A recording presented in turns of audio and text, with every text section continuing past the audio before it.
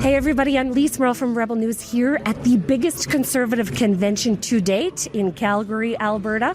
I am joined today by the inimitable fortress of a woman, Dallas Brodie, leader of OneBC. Dallas, thanks so much for joining us today. Thank you for having me.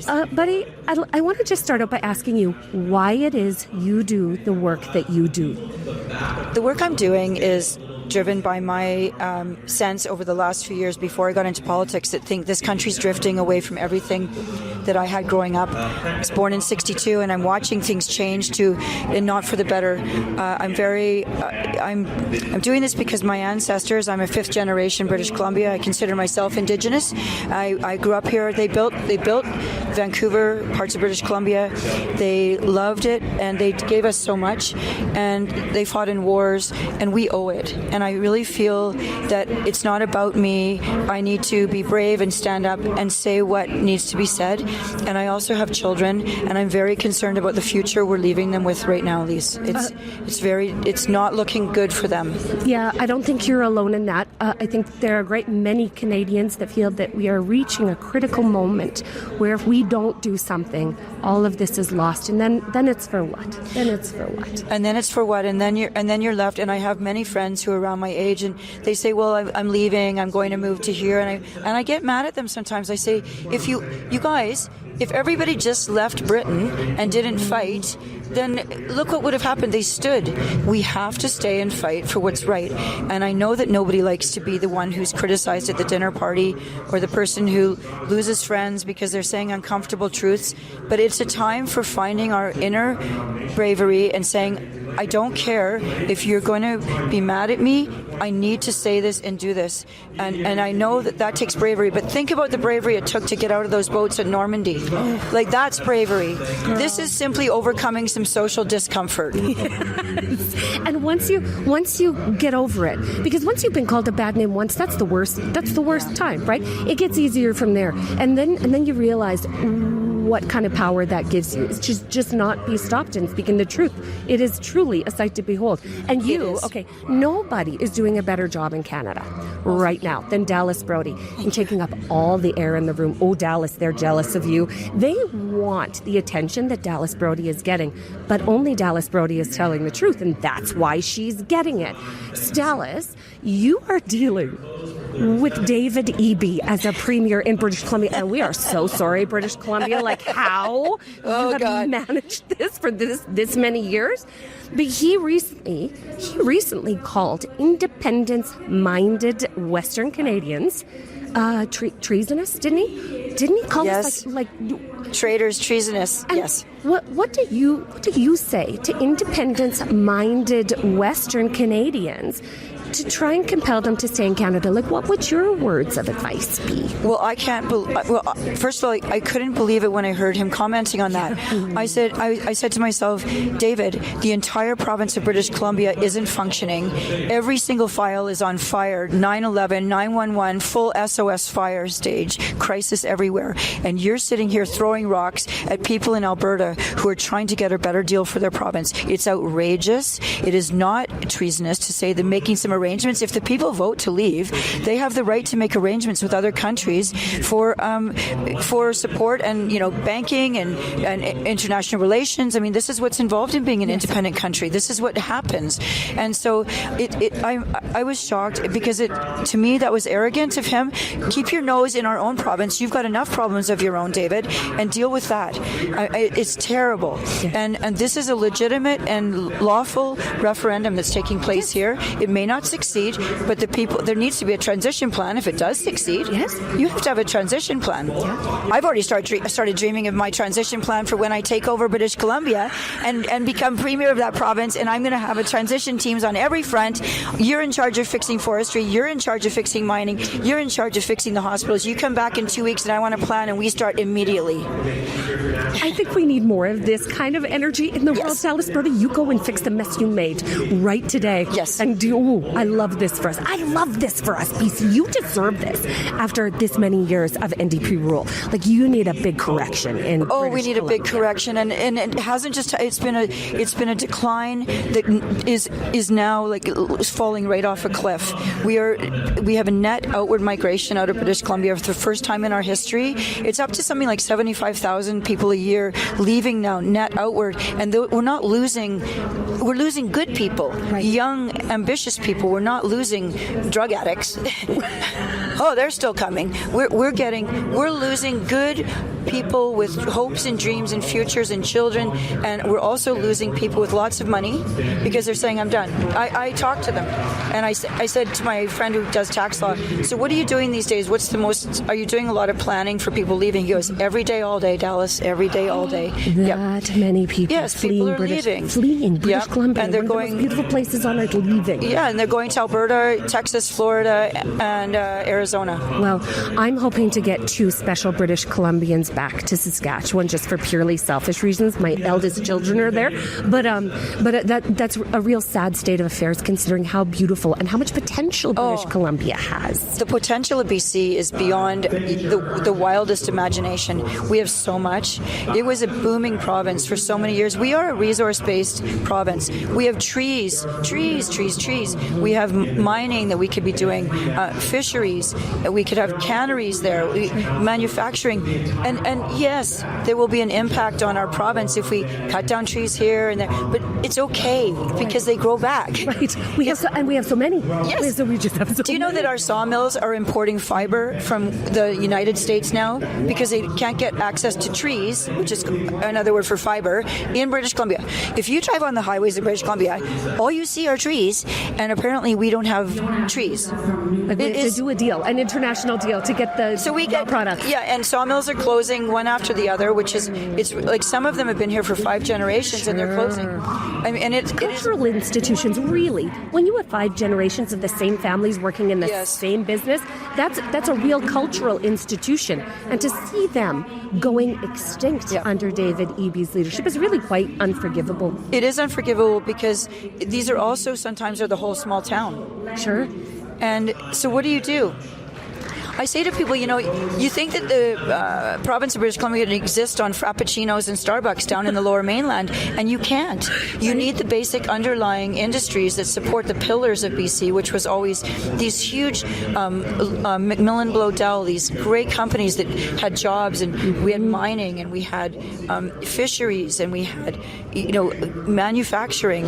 I wish we had shipbuilding. We should be doing all of this in BC, but we can't because we're strangled to death by 2 massive problems. One is the reconciliation industry, which is just killing incentive to do business, and the huge U.S.-funded environmental groups that have come up to BC, and they are killing. And the consultations to open a mine in British Columbia can take apparently between 12 and 15 years, and in Chile it's like 2 years.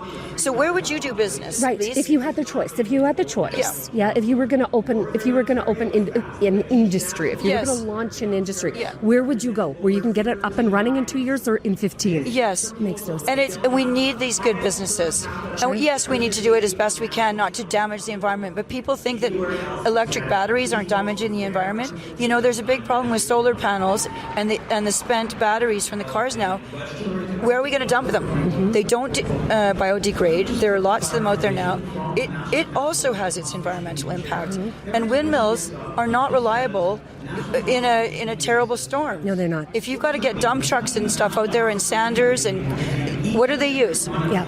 They use gasoline and diesel. Yes. And we need the reliable vehicles, the ones that we know will go in every weather. And I'm all for electric vehicles in the city if you want to do that, but we also need more dams. If more people are going, so we have to have more dams. And there's all this. You can't build dams. Why not? Right. What's the problem here? We used to do these things. We had an amazing premier at one time named W.A.C. Bennett. He was a great visionary. He was probably considered to be one of the greatest premiers of British Columbia. And he was the guy who thought big.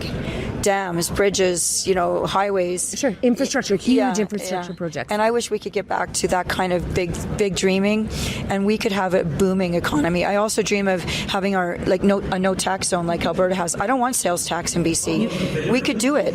We just have to cut the size of government, and that's not. You can do that. Okay. Sure. That might be painful for a bit, but it's got to be done because simply we can't afford it anymore. We are out of money. We're looking at an $11 to $14 billion deficit right now, and California state only has a $3 billion deficit, if you can believe that. So by comparison, we're in deep trouble with our small population base of only 5.8 million people. I don't know what we're going to do. But they need to get some good operators, good managers into government. Well, we need a can-do attitude. That's what we're entirely missing, is a can-do attitude. Can-do attitude, yes. And let's build abundance instead of allocating scarcity, which is what we're doing now.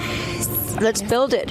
Let's dream big. We can do this and make people happy again, sure, and give our young people hope. And we also got to deal with these land claim situations, which are a disaster. I'm so happy you brought it up. Please bring the people of Canada up to speed on what is happening with land claims in British Columbia. We have such a mess in British Columbia with on many fronts. We've for a long time had these ridiculously long trials going on where bands are claiming vast swaths of territory under the name of Aboriginal title in BC. And now we also have a document. We have UNDRIP, which I call the mother beast, that was brought into Canada, yes, and made law federally by beloved Justin Trudeau. And then BC went a step further and brought UNDRIP down into British Columbia through a document called DRIPA. We're the only jurisdiction in the world that's done that, except for Bolivia.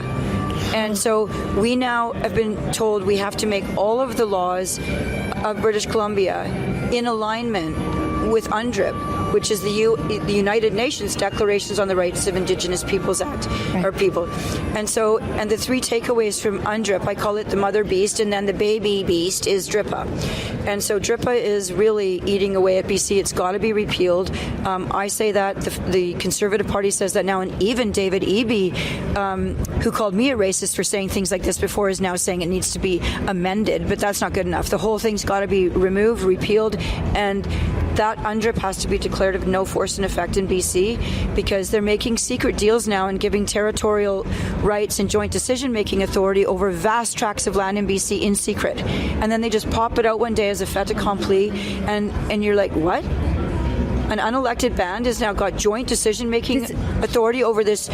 All private of this property of the private property of down everybody to the low there. tide mark, and yeah.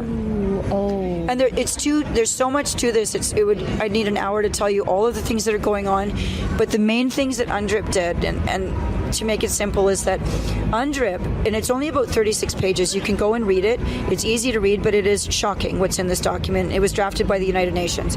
It says all land back to Indigenous people, all land, not some land, all of it, all land. The second major takeaway is veto power over all that land and everything that goes on that land, okay, by the Indigenous people. And the third one is indefinite funding of their ability to exercise those vetoes and do what they want with that land. Like funding for self-governance, I guess. Well, or is this what? Yeah, I mean, funding for anything they want to do. Anything. And that comes from the rest of us. So how is this sustainable? How is it representative of the people that actually live in British Columbia? Well, that's the bigger question, because less than 4% of the population is Indigenous. And let's remember, all of this was supposed to be in the hope to make life better for Indigenous cultures, and I actually believe in that, and I think that's important. But the Native people who are living on reserves are not benefiting from this largesse. It is what we have termed at OneBC the reconciliation industry that is gaining from this. It is the Chiefs and Council.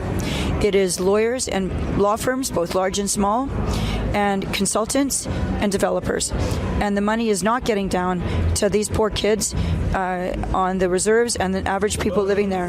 And if they ask questions about this stuff, they get punished by their chiefs. And some of the bands are probably operating okay, but I'm getting contacted by a lot of Indigenous people saying thank you. and the work you're doing is really important because it's true.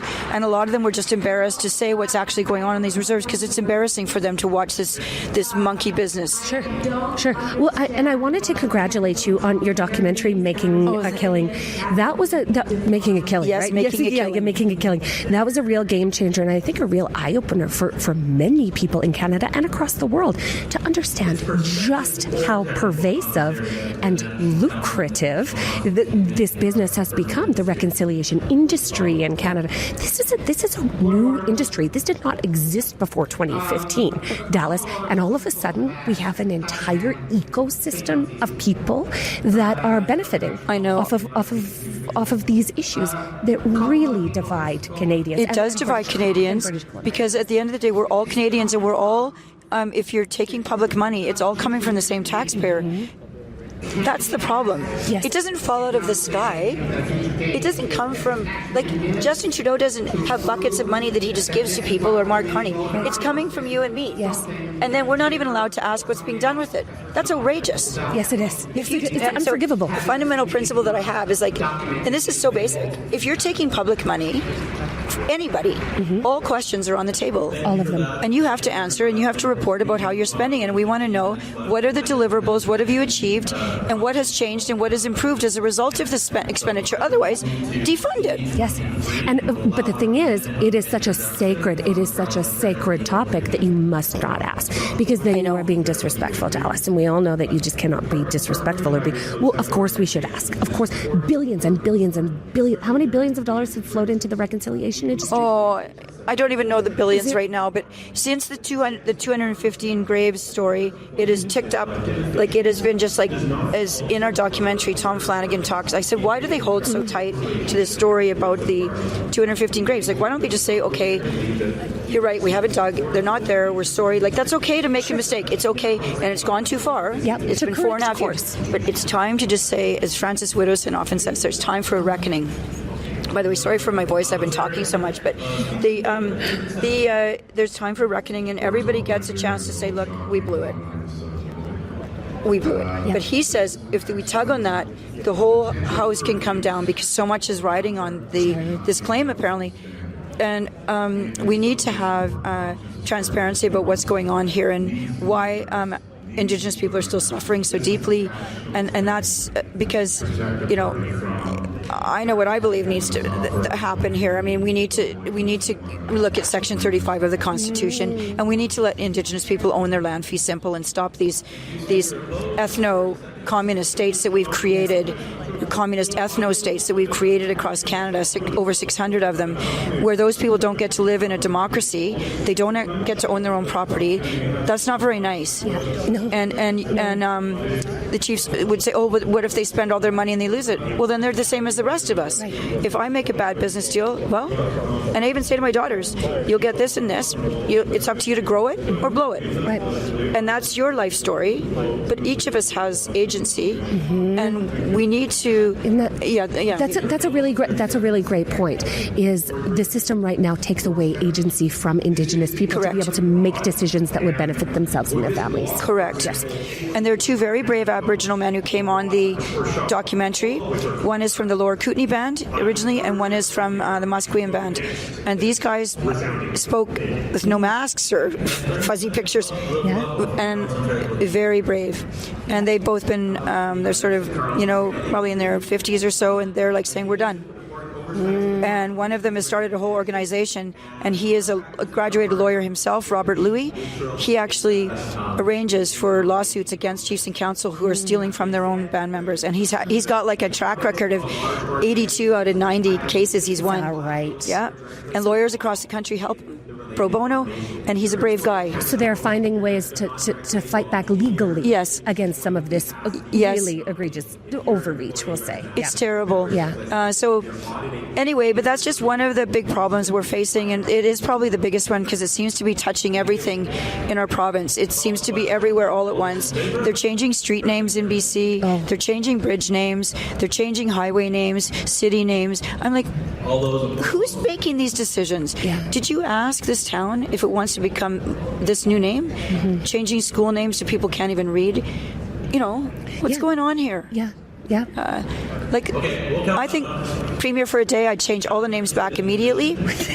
Immediately. Is that a first day? Is that a first day Yes. promise, Dallas Brodie? Yes, it's got to be one of the 2 official languages of Canada. Right.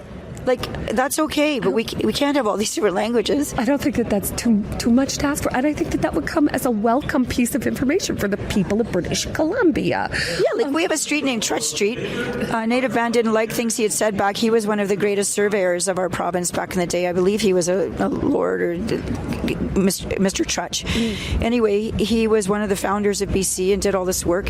But he had said things about native people that were uncomplimentary for sure.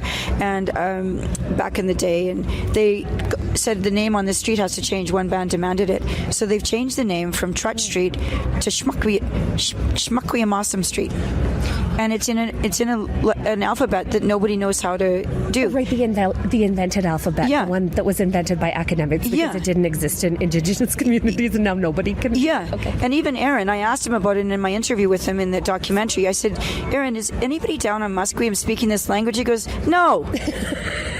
Nobody. He goes, I don't even know, what's the name called? I said, it's Hanamanam or something. He goes, no, Dallas. Nobody's speaking that language. He goes, but they are offering lessons. I said, oh, really? Is anybody taking the lessons? He goes, yeah, 2 white ladies. Okay. Well, somebody has to be able to read the signs. I guess those 2 women. So it's like, it's not the people down there who are demanding this. Or like, it's sort of... No, it's virtue signaling white people. This is what virtue signaling white people. He says it's silly. We're not speaking that language down there, Yeah. and so he's calling it out, and I'm saying the people on those streets are really upset. Yeah. There's somebody right now doing a door-to-door canvassing because some of them are elderly. They've been told they have to change all of their driver's license and everything to This this. is no small undertaking Oh, no. to change the street of a name. This is How about your passport? How about your driver's license, your credit cards, your mailing address for everything? How about ordering something on Amazon? Sure. Calling emergency services and Yeah. not being able to pronounce the name of your street. No. Well, that would be real inconvenient, I think. What would have been better is put up a plaque that says the things that Trutch did wrong, the things that were not good, and maybe put that up and say why you didn't like him. But to change, and it was also a prestigious street, and I don't know what that does to the land values, but I don't think they ever think about the details of this when they do these ideological moves. And so... Okay, you brought up a name, and I really want to ask you about what happened at UBC, but you brought up the name Frances Widdowson, Dr. Yes. Frances Widdowson. This is a personal hero of mine, Dr. Frances Widdowson. We saw her accept her George Jonas Freedom Award from the Justice Center for Constitutional Freedom last summer. That moment, watching Frances Widdowson accept her award, changed my life. Wow. She is so brave and unrelenting in her pursuit of the truth. Doesn't it make you feel brave? Doesn't she just inspire you to do brave things? Yes, Dallas Brodie? she does. She does. And when I am around Frances, and by the way, we disagree on politics.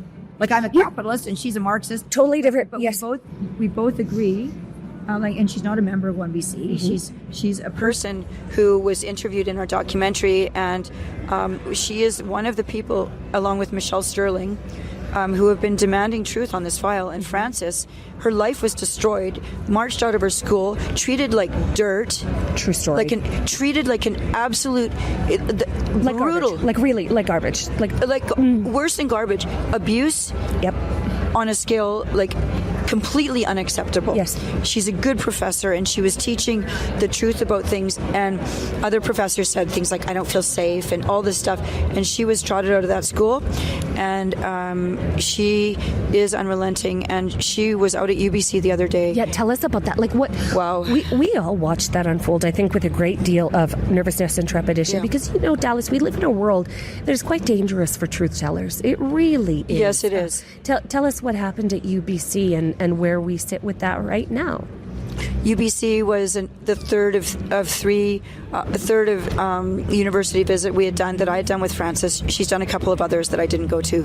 The first one was at Kamloops, the second one was at UVic, but the mother of all protests that we encountered was at UBC. This was a mob.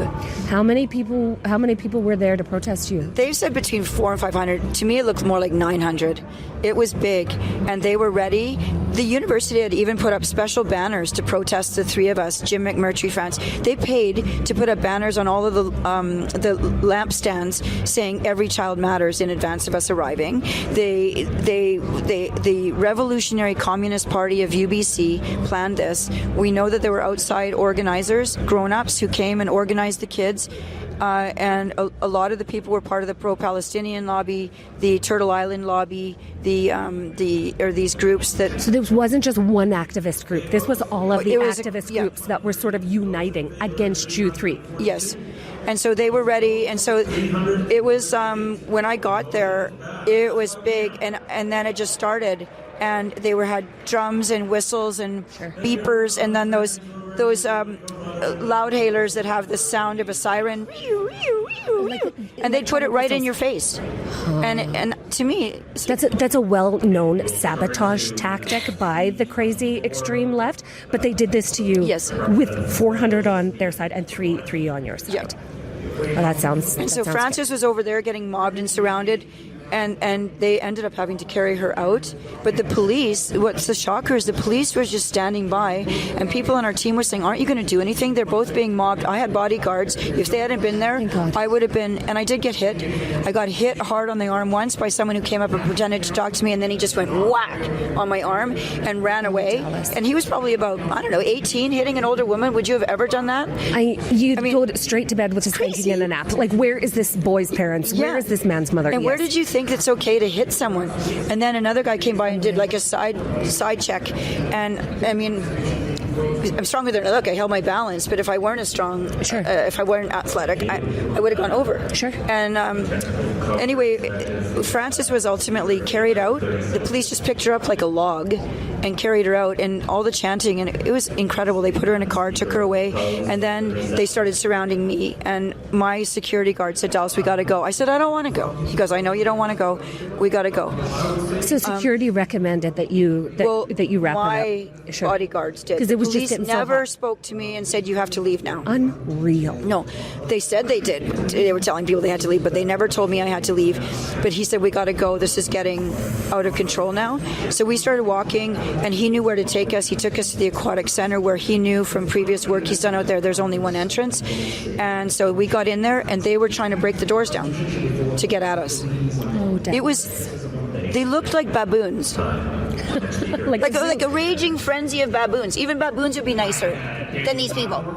Some of them were so close to my face I could see them, driplets of sweat, frenzies, their eyes shaking. They looked like they were out of their minds. Like sweating, trembling, faces twitching, screaming. Faces contorting in anger. Yes, I've seen it before. I've seen it before, yeah. And I'm like, are you on drugs or what's going on here? Like, are you just so amped up? Unhinged, yeah. And emboldened by one another. Yes. That plays a real big part of it, because individually these people probably would not be aggressive or physically imposing on women, and yet in groups like this, they're emboldened to do some pretty crazy stuff. So I'm delighted that you got out of there safe and sound. You, Frances Woodison, Jim McMurtry, who does a lot of good work talking. Jim McMurtry, another person, was brutalized. A 30-year most favorite teacher in his school, the nicest man. He was the teacher everybody loved. He taught the basketball team, the soccer team. Sure. He was there early, stayed late. He was there for kids who had problems, needed to talk. He was there. And he got marched out because the day they announced the 215 graves, the big announcement, they told all the teachers they had to tell their kids. Kids were crying. He goes, I need to tell you, the kids didn't die from murder. There was tuberculosis. Sure. There was a complaint made. He was literally marched out of his school. Yeah, isn't it terrible? Yes. And teachers are being marched out of schools for saying truth, equally truthful things. As Jim says, I refuse to lie to children.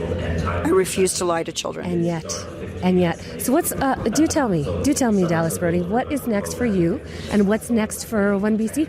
OneBC is going to keep building and keep being the tip of the spear in the legislature of BC, because someone's got to do this, what I call the dirty work, because it's not easy being me all the time. Like, I don't like being called names. I'm sure you don't like it either. I've gotten over it, though, as you said, and so I see it as something I just have to deal with, and I'm going to keep doing hard work. And we are also building the party. We are gaining members every day. donations are coming in, and people really like what we're doing, and I get a lot of love. Sure, I get the haters out there, but that's normal. Any politician gets both sides, but I'm feeling much more compliments and love coming at me. UBC shocked a lot of people. They couldn't believe it. They're like, whoa, this is bad. So we're going on a tour of the province. We're starting in the interior and then going all the way to Creston, and we've already got town halls filling up to meet us. And then we're holding an event at the end of February, and a really big international star, a man named Billboard Chris, is coming. Yeah, that is going to be a wonderful event. Well, please keep us posted at Okay, Rebel I News will. as to your whereabouts, because we definitely want to link up with you if we're in the same neck of the woods. And Dallas Brodie, I just wanted to thank you for being with us here today, and for being brave for the people of Canada. We really need it. We're in short supply on bravery, and it's women like you that are going to bring it back. So thanks so much, buddy. Well, back at you, sister. We are going to help this. I get courage from you. You get courage from me. And courage is contagious, everybody. Yes, ma'am. It is. It is. Thanks so much, Dallas Brodie. Over and out.